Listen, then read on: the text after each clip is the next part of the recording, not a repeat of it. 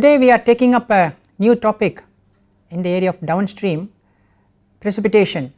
Precipitation involves removal of solids from a solution. So you need to achieve certain conditions so that the solids in the solution comes out as a solid material, and then later on you may purify the solids, you may wash the solids, you may dry the solids and so on actually. So precipitation involves removal of the solids. So in many cases the solid might not be 100% pure. If you want 100% pure solid, then you may resort to something called a slightly more complex process called crystallization. So in precipitation we can use this particular technique for recovery of proteins. We can use it for even recovery of small molecules, that means metabolites. So it is conversion of soluble solutes into insoluble solutes. So we are here in precipitation, we are not bothered about the particle size or the morphology, but whereas in crystallization you are more interested in the morphology or the how the crystal looks like, the shape of the crystal, the size of the crystal, the various planes and so on, whereas in precipitation we are more interested in just removing the solids from the solution. So we convert soluble solutes into insoluble solutes. So the solutes are small molecule, the solutes could be filtered proteins. Once you do this, you may resort to something called as sedimentation or settling or filtration or centrifugation. So we have looked at all these separation processes before in our early days. So that is what precipitation does. So it is used in preliminary or the early stages of downstream processing. As I said, we are not bothered about the purity of the solid product that is formed. So this process is resorted to in the very early stages. Later on you may do some washing to remove the impurities or toxins or other material that is present in the solid. So for example, if you take a globular protein in aqueous solution, it has got a non-uniform distribution of positive and negative charges. It may have different hydrophilic and hydrophobic regions, because some of the amino acids are hydrophobic, some of the amino acids are hydrophilic. So the solubility of these proteins are affected by interactions between various surfaces regions. You have hydrophobic portions, the hydrophilic portions, you have negative charged portions, you have positive charged portions, then you have the water molecules surrounding it. So ideally you are disturbing these interactions so that the proteins agglomerate and then they come out as a solid form, and that is what you are doing in precipitation. Okay. If you look at proteins, they exhibit a negative charge on the surface and attract positive ions to form Stern layer of counter ions close to the protein. Why do proteins have charge? If you look at the peptide bond, you all know what is a peptide bond, right? And proteins are made up of a lot of peptides.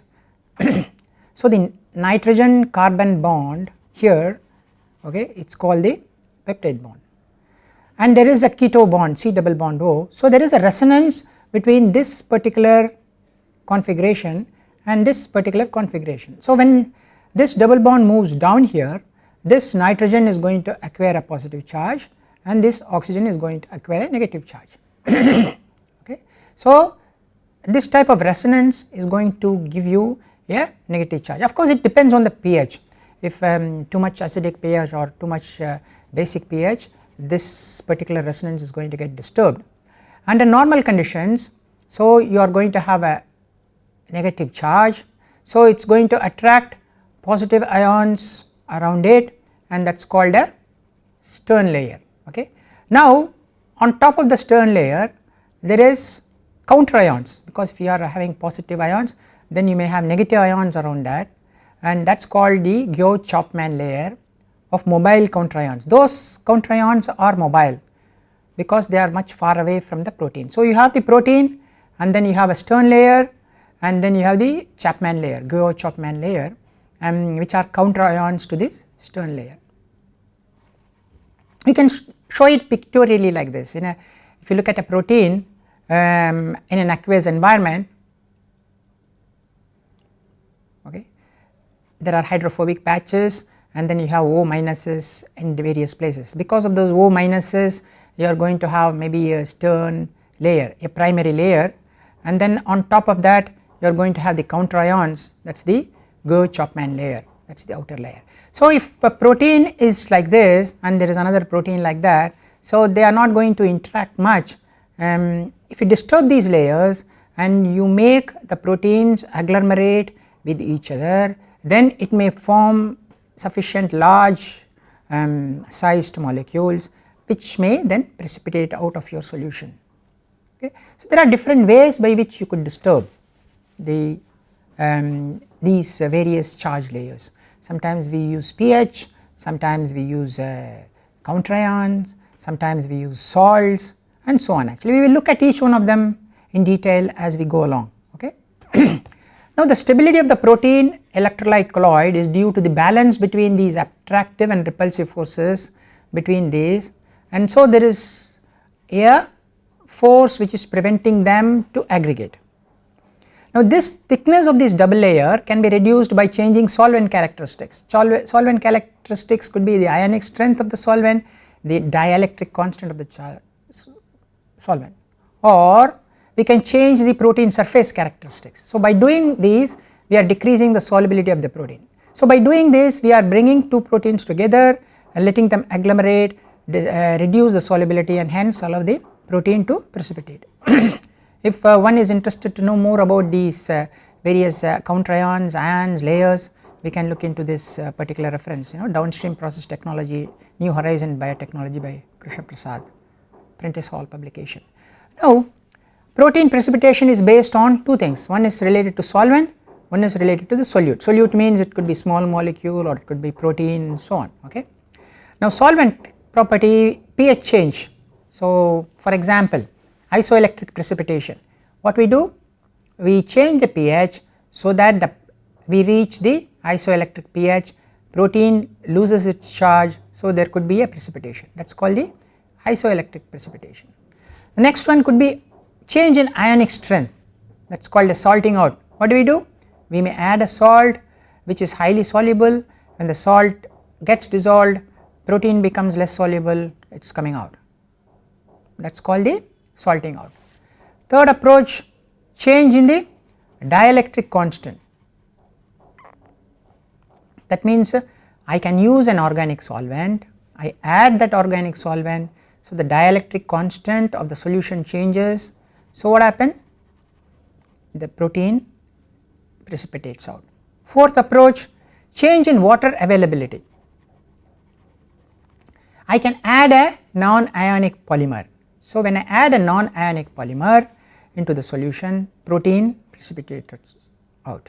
So what we are doing in this side, the left hand side, we are changing the properties of the solvent, we are changing pH, we are changing the ion, we are changing the dielectric constant, we are changing the availability of the water near the protein.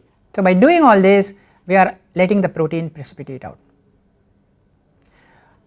The other side, that is the right hand side, we can change the properties of the protein so that it precipitates out.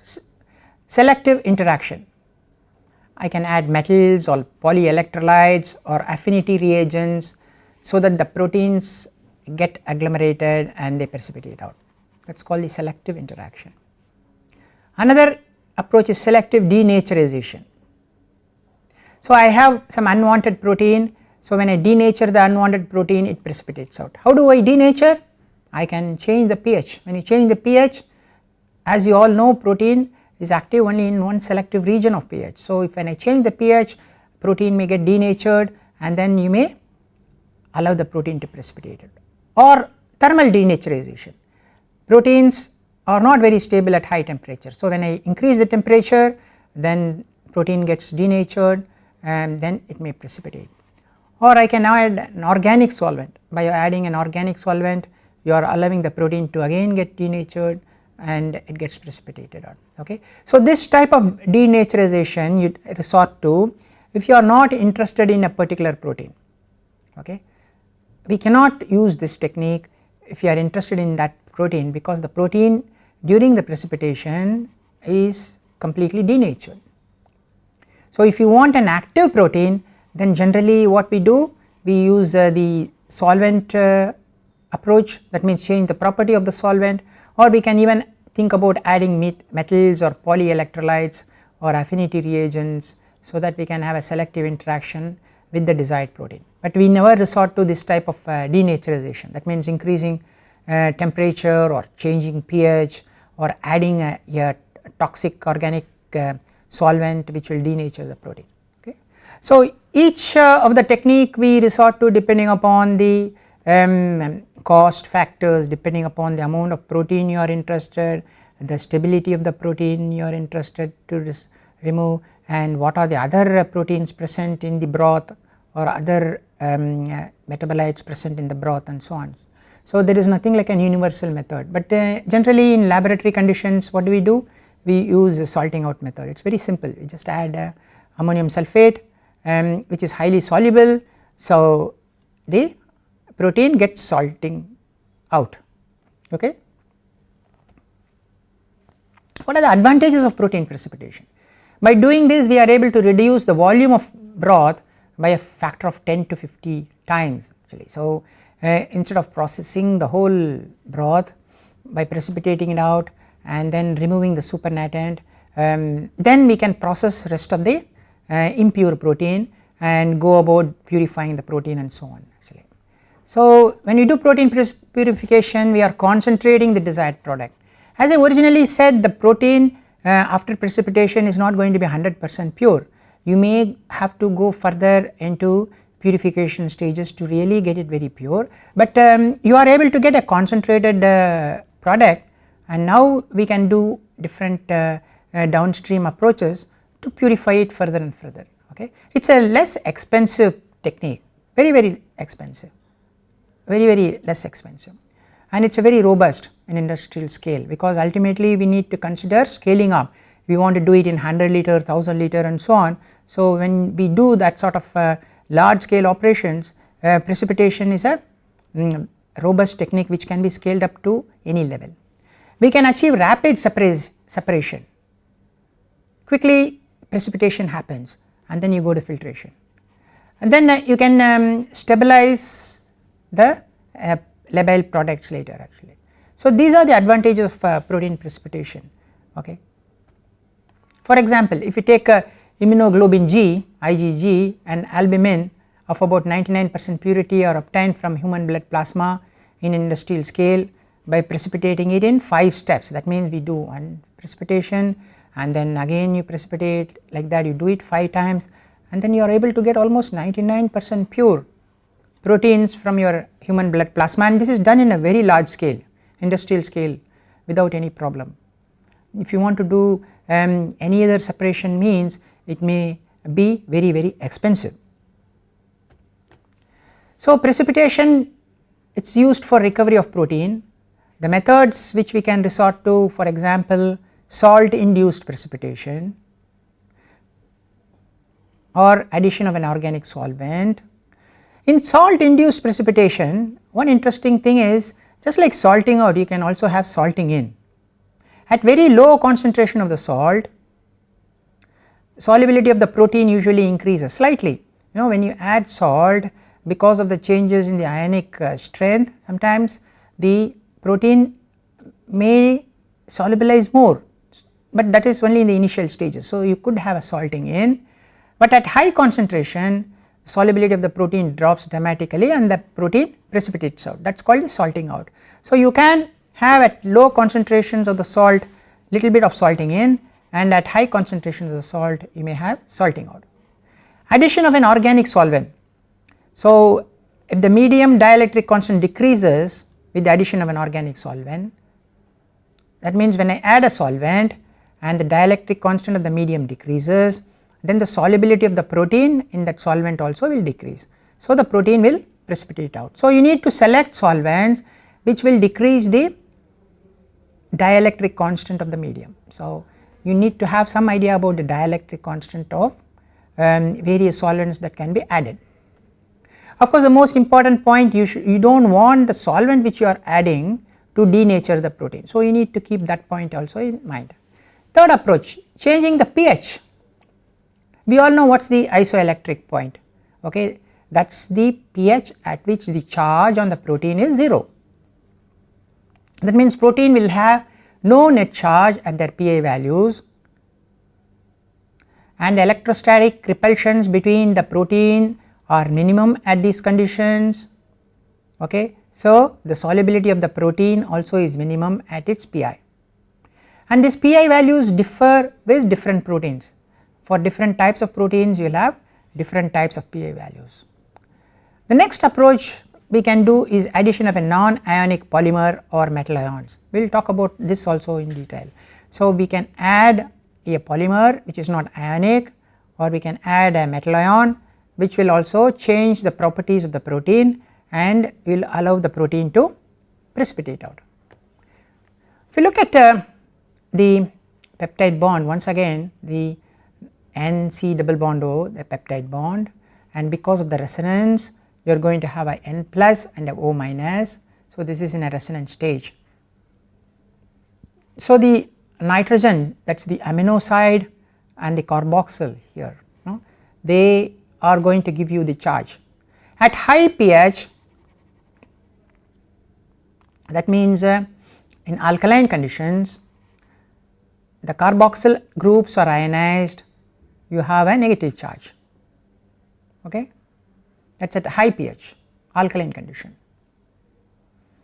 and the aminos will have lost their protons, there will not be any charge. So, at high pH generally you will find O minus.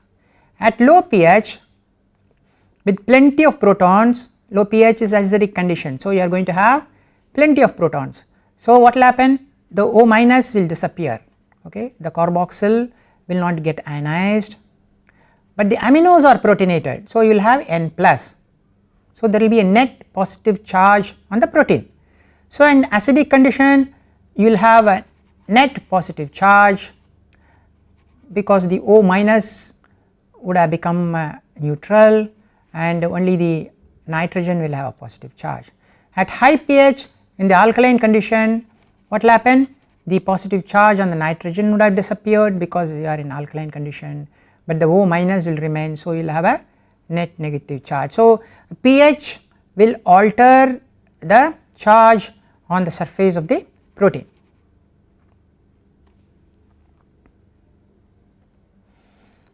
So, more negative ions are more effective than less negative ions for salting out, okay. So, it is better to have more negative ions than less negative ions for salting out, and similarly it is better to have more positive ions than less positive ions for salting out, okay. We will look at a problem on that. So, it is better to have more negative ions than less negative ions, better to have more positive ions than less positive ions for salting out. Now, solubility decreases exponentially with increasing magnitude of charge. So, if the charge is more and more, then the solubility will decrease in an exponential fashion. What are the other factors which affects the solubility? Type of reactors I am using, okay.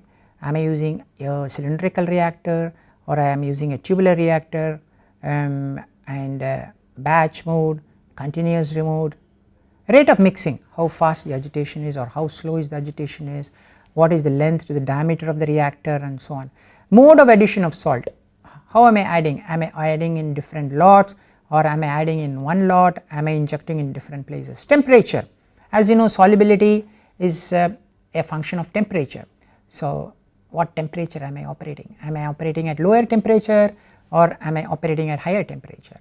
So, all these factors affect solubility. That means, when I am designing a crystallizer, I need to consider all these aspects as well. So, when I am designing a solid liquid separating precipitation, I need to consider all these factors. This is a data taken from a paper called Advances in Colloid and Interface Science 2006. Look at this, the various salts one can think about for salting out proteins and various salts one can think about for salting in, and you are also given the temperature and pH conditions. For example, Lysozyme I can use sodium chloride 0 to 40 degrees, pH of 3 to 10, or I can use magnesium chloride, or I can use sodium acetate. Similarly, if I am interested in salting out ribonuclease A, I can use some other salt. And here you see I can use polyethylene glycol of various molecular weight, PEG 400, PEG 20,000 and so on, for precipitating out or salting out lysozyme, beta lactoglobulin and so on actually. So, the temperature conditions are also slightly varying, pH conditions are also slightly varying. If I am interested in salting in, that means allowing more protein to solubilize, that also can be achieved. I can use glycerol and I can salt in lysozyme here, and I can use sodium chloride to salt in beta lactoglobulin. These are the conditions, 25 degrees, 4.6 and so on. So, this particular table tells you what are the various salts that can be used for salting out or salting in. Okay. For example, if you look at various proteins, maximum protein solubility is at a salt concentration similar to that of the cytoplasm, that is about 0.15 to 0.25 molar for eukaryotic cells and 0.3 to 0.6 molar for bacteria. RNA polymerase is more soluble at a 0.3 molar KCl than at 0.25 or 0.35. So, you need a very optimum concentration of KCl to enhance the solubility of this T7 RNA polymerase.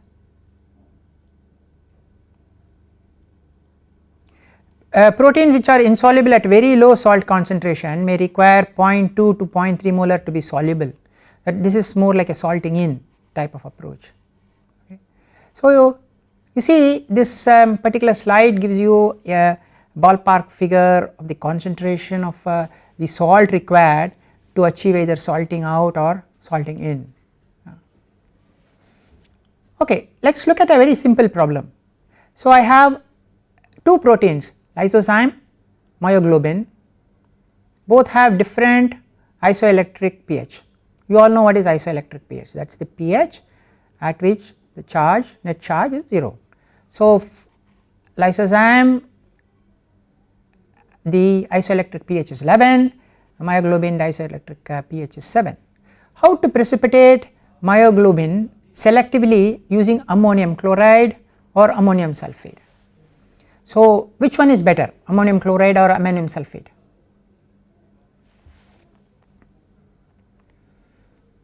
Ammonium sulfate is better because it has got greater charge than chloride. We just saw a couple of slides back, it is better to have higher negative charge than lower negative charge, it is better to have higher positive charge than lower positive charge. Okay.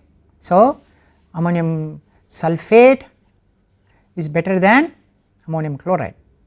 Okay, what is the pH condition, which pH do you like to operate at? Neutral pH, because it is closer to the PI for myoglobin. This is the protein of our interest and not this, because the problem says how to precipitate myoglobin selectively. Okay. So, if I have a mixture of lysozyme and myoglobin, I would use ammonium sulfate and I will work around pH of 7, understand. So, we need to look at the charge on the salt and select, we need to look at the PI value for the protein and select the operating pH. Of course, in sometimes the salt cost factors also may come into picture, but that is later. But if you just consider only the physical principles, then this is how you approach this problem. Why do we generally use ammonium sulfate? In our labs we are told take ammonium sulfate because of its high solubility. It is highly soluble in water, about 3.6 molar, it has got a very high ionic strength, and which is proportional to the square of the charge on the ion, right. So, ionic strength of 1 molar ammonium sulphate is 3 times that of 1 molar of sodium chloride. So, it is always better to use ammonium sulphate than sodium chloride. It is not 2 times, but it is 3 times, because I also talked that it is not directly proportional to the charge, but it will be much more exponential. So, in most of the cases, that is why we resort to ammonium sulphate as the reagent for salting out proteins. So, if I want to increase the protein solubility with increasing salt concentration, generally it happens at very low salt concentration, 0 to 0.5 molar, very low concentration. So, for salting out, so what is the principle? There is something called common ion effect, you must have studied that long time back. So, in common ion effects we have lowering the solubility, interaction between hydrophobic regions of the protein. Salt removes water from the hydrated protein, so it is exposing the hydrophobic regions. So, the hydrophobic regions interact and then they aggregate, hence their solubility goes down and hence they come out as solubility. So, ions referred to as lyotropic series, that is decreasing effectiveness in causing the precipitation of proteins. Suppose I take anions, citrate greater than phosphate, greater than tartarate, greater than sulphate, greater than fluoride, iodate and so on. Okay. If you take the cations, then thorium, aluminium, H plus, barium, 2 plus, right down to calcium and magnesium. So, they come under the lyotropic series, that is decreasing effectiveness in causing the precipitation of the protein.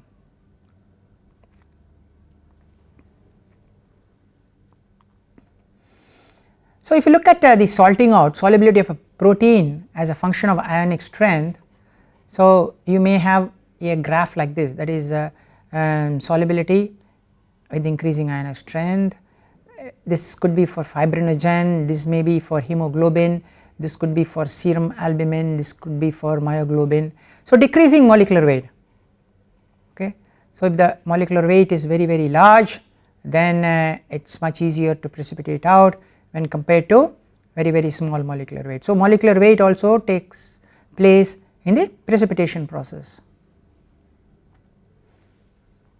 So, basically salting out of protein is a balance between salting in process due to electrostatic effects and a salting out process due to hydrophobic interaction. So, both play a very important role, the electrostatic forces, hydrophobic interactions, and at very high concentration of the salt, protein just precipitates out. So, you may have, as salt concentration is increased, electrostatic force is increasing, as salt concentration is increased, you may have hydrophobic effect. So, both may be combining together to give you a salting out. So, initially solubility will increase and then solubility will decrease, that is why at very low concentration 0.3 molar or around that region, the addition of salt will allow the protein to solubilize higher. So, that is why you will generally have a graph like this, it may be very close to your to the left hand side, but still you will have little bit of salting in taking place depending upon the type of salt which we are using. So, if you take another method, that is precipitation by the addition of organic solvents. So, we can consider organic solvents like ethanol, acetone and so on. So, by adding these solvents we are changing the dielectric constant. By changing the dielectric constant, the protein solubility goes down, as I mentioned very early, lower the dielectric constant, lower will be the solubility, hence the protein will precipitate out. So, what are you doing when you are adding these type of organic solvents? Reduction in water activity and solvating power of water for a charged hydrophobic protein molecule. So, it is described this way: log S solubility equal to K by D square plus log S naught. D is the dielectric constant of reagent and water, K is some constant related to the dielectric constant of the original aqueous, S naught is the extrapolated solubility. So, if I keep increasing D, I will be decreasing the solubility.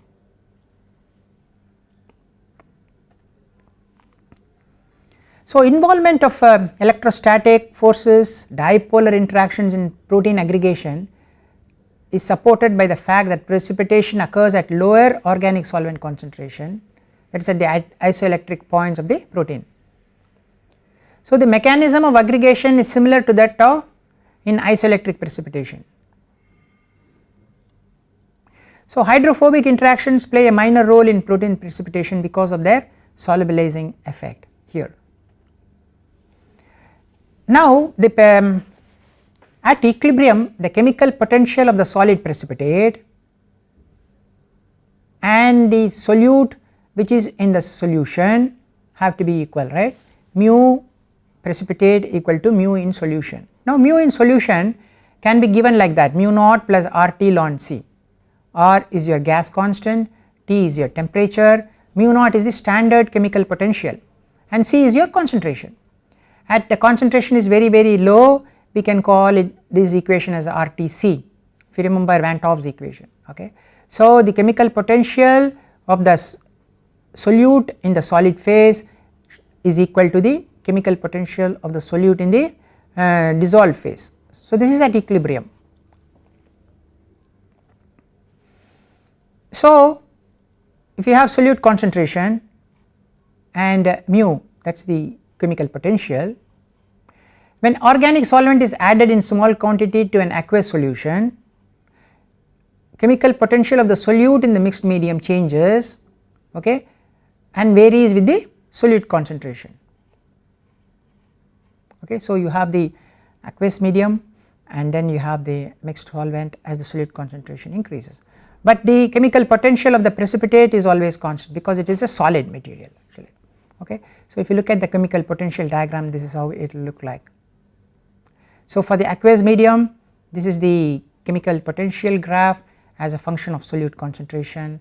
When you are adding a solvent, the chemical potential in the mixed medium of the solute in the mixed medium changes, and that also will have this type of shape. Okay. Whereas, for the solid precipitate, chemical potential will remain constant, that is why it is parallel to the x axis. So, when you are using organic solvent to precipitate, the precipitation depends on the molecular size of the protein. So, if the protein is larger, then I will require lower concentration of solvent to precipitate out. So, if the protein is smaller, then I will require more quantity of the solvent. So, it is very ideal for very large proteins, you just have to add little solvent and the protein will precipitate out. So, what are the advantages? Quite a lot. The variation in dielectric constant with pH, temperature, ionic strength and protein concentration provides a refined method for protein fractionation. So, that is main advantage of this type of technique actually. Another method by which I can achieve protein precipitation is adding ionic polyelectrolyte. So, it is almost like flocculating agent. What does a flocculating agent do? Suppose you have suspended solids, they are not settling down because they are very light, they are not agglomerating because there are net charge which are repelling each other. So, we add something called a polyelectrolyte which will disturb the charges or neutralize the charges. So, what will happen? Those floating flocculants flocculating, they will come together and they form flocks, and when they form flocks, the weight will be higher, then they may settle down. Okay, that is the process called flocculation. So, same principle is resorted to in this particular approach where you are adding ionic polyelectrolytes. Okay. So, electrostatic forces are responsible for protein precipitation. So, when you add ionic polyelectrolytes, you are disturbing these and allowing the proteins to come to each other and then settle down. So, we will require very low concentration of polyelectrolyte, very small 0.05 to 1.18%, low price. Sometimes we can use very cheap polyelectrolytes to achieve this type of separation. There are no waste disposal problem also, no, because you add the polyelectrolyte, protein precipitates, then you do not need to add some other chemical because the quantity you are adding is very less. For example, we can add alginate or pectate or carboxymethylcellulase, carrageenane. All these are very good polyelectrolytes and they are called acidic polysaccharides. They can help in the precipitation. We can also add anionic polyelectrolytes such as polyacrylic acid or polymethaacrylic acid. We can even add cationic polyelectrolytes such as polyethylenamine, polystyrene based quaternary ammonium salt.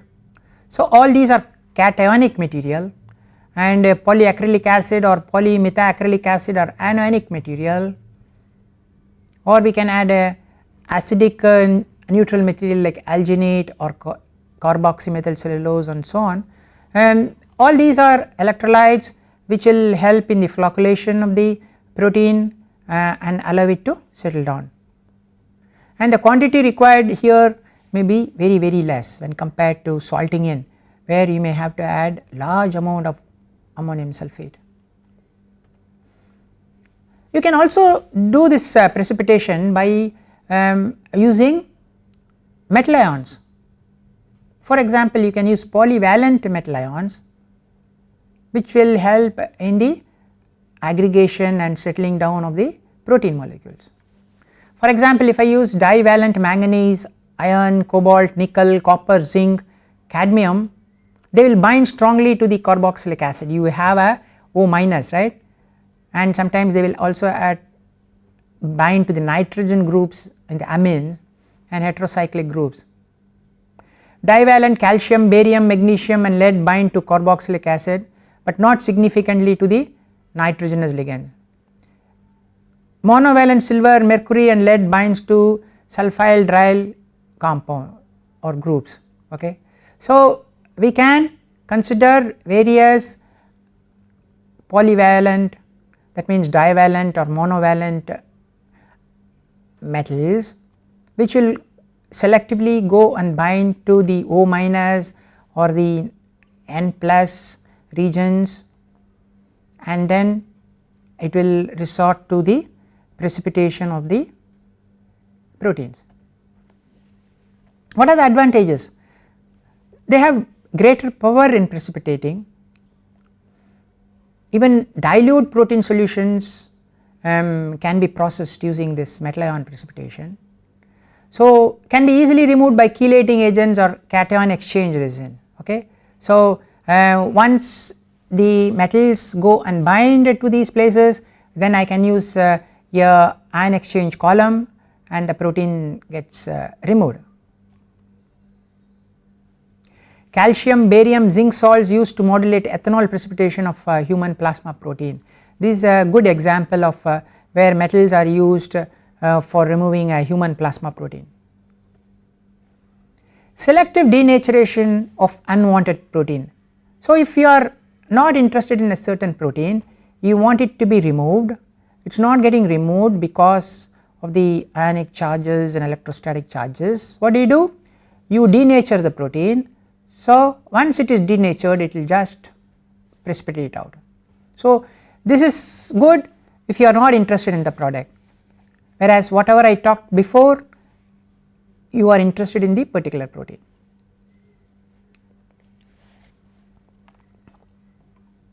So, for example, I have some proteins which are stable at extreme pH and temperature.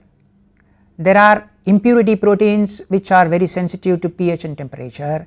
Then I can remove those impurity protein by changing the temperature or pH, whereas the protein of my interest which is very stable will remain unaltered.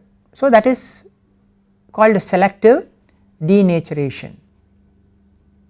So, denaturation of protein is due to destruction of the tertiary quaternary structure resulting in the formation of random coiled polypeptide chain. So, it is no more a protein, it is a polypeptide chain. So, what happens, these chains aggregate, once they aggregate they are less soluble, so they easily come out or easily precipitate out of this solution.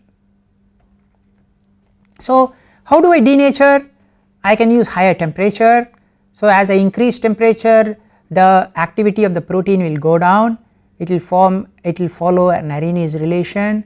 So, once the activity goes down, it becomes like a polypeptide and it will aggregate, it will precipitate out. I can use extreme pH. As you all know, proteins have stable only at a range of pH. When I change the pH beyond this, protein will get denatured. Addition of organic solvents at high temperature range at 25 to 30. So, I can add solvents which will denature my protein. So, there are certain solvents which may remove the water surrounding these proteins, it may disturb the coil structure, the tertiary or the quaternary structure, thereby the protein gets denatured. So, all these techniques can be resorted to, but you have to be very careful in using these techniques because they may affect the protein of your interest also. For example, let us look at a simple problem. A broth 80 liters, it contains a desired protein at 12.8 grams per liter, as well as another protein. This protein I am not interested, but it is present as 1.8 grams per liter. Now, calculate the ammonium sulfate concentration required to recover 98% of the desired protein. Okay, that is this protein, if the precipitation constants beta and k of the desired protein are 0.933 and 1.1 respectively, and that of the contaminated protein are 0.88 and 0.95 respectively. What will be the purity of the desired protein at 98% recovery? Okay, now total amount of the desired protein in the broth 80 liters into 12.8, correct, okay, 1024. I am interested in recovering 98%, that means 98 by 100 into 1024, that gives you 1003.5. So, what is the amount of protein remaining in the solution? 1024 minus 1003.5, that gives you 20.5 grams. So, this much amount of protein is left behind, correct. Now, ionic strength of ammonium sulfate solution is 3 molar concentration. Now, the Cohen equation, there is an equation called Cohen equation which relates the solubility and the ionic strength in this fashion: log S is equal to beta minus K into I. Beta is a constant, K is a constant, S is the solubility and I is the ionic strength. Now, I put 20.5, that is the amount of protein that is left behind in the solution. I am recovering 98%, so 2% is left behind. Okay. I is the ionic strength of ammonium sulfate which I am adding, that is about 3 molar concentration. Okay. So, ammonium sulfate 3, the K is 1.1 and the concentration of ammonium sulfate. So, I can calculate. So, ammonium sulfate concentration required to precipitate 98% of the desired protein will be 2.43 molar. Now, total amount of contaminated protein in the broth, it is how much? 1.8 grams per liter, and I am starting with 80. So, 80 into 1.8 is 144 gram. At 2.43 molar ammonium sulfate, concentration is 32.36 grams of the contaminated protein also will precipitate out. Okay. So, the product desired protein when it precipitates out, that means desired protein of so much 1003.5 grams is precipitating out. I will also have about 32.36 grams of the contaminant protein also precipitating out. So as I originally said, protein precipitation is not going to give you a very pure solid product, but it is a very good method to resort to at the early stages of downstream, whereas crystallization can give you a very pure solid product.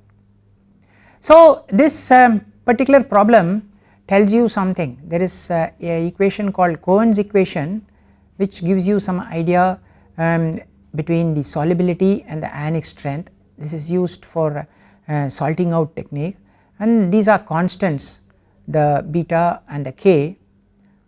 So log S is directly related to the ionic strength. So log S and ionic strength are linearly related, and if once I know the beta and the k, if I know the ionic strength, I can calculate what is the constant amount of protein is left behind after precipitation, or if I know what is the amount of protein left behind after precipitation, I can calculate the ionic strength. Okay. So I can do both this way or that way. So if I have the details for beta and k for various proteins, I can calculate how much concentration of the salt needed to precipitate out 98 or 99% of the protein that is present originally. So the total amount of precipitate of both the proteins, so I need to add the initial protein amount, the second protein amount to get the total amount. And the percentage purity of the desired protein in the precipitate, obviously it is having certain impurity 32.36 grams, the desired protein is 1003.5 grams, so that will give you the percentage purity. Okay. So quite a simple problem, but this particular relationship is necessary, and these values like beta and k are also necessary for you to calculate the concentration of this ammonium sulphate required actually. Okay. So this problem gives you a nice idea about the concentration of salt that is required to precipitate one protein. When I say one protein, if there is another protein, you cannot guarantee that the second protein will not precipitate out, because the second protein also will be losing some of its solubility when the first protein loses its solubility, and when that happens the second protein also will be partially precipitating out, and hence you will always have a little bit of impurity in the solid that is coming out as a precipitate. Now one can do a resolubilization and removal of the unwanted protein and so on, so that is further downstream. But when you do salting out, you cannot expect a 100% pure protein if you have a mixture of proteins present in your original broth. But if you have only one protein, then you will be ending up with one single solid protein, that is sure. So the precipitation as you can see is quite a simple method. We can use it in the early stages of downstream. We can change the properties of the solution, we can change the properties of the protein. How do you change the properties of the solution? We can do things like changing the isoelectric pH, we can change the dielectric constant, we can change the ionic strength. So many different approaches. By doing this, we are doing the precipitation, or we can change the attractive forces between the protein by adding metal ions, or we can add polyelectrolytes. So these disturbs the electrostatic forces, and those type of methods are also very good in precipitating out your protein. Another method where if you are not interested in the protein but you want to remove it as an impurity, we can denature the protein. So how do you denature the protein? Drastically changing its pH, or drastically changing the temperature, or adding a solvent. So it will denature the protein. Once the protein becomes denatured, loses its tertiary structures, it becomes a polypeptide, it will agglomerate and then just come out as a precipitate. So, all these methods can be used for protein precipitation, and one important point you need to keep in mind is during precipitation you do not want the protein to lose its activity. That means you do not want the protein to lose its 3-dimensional structure, the folded structure, which is the most important parameter which maintains its activity. So, that particular point needs to be kept in mind when one is designing a protein precipitation technique.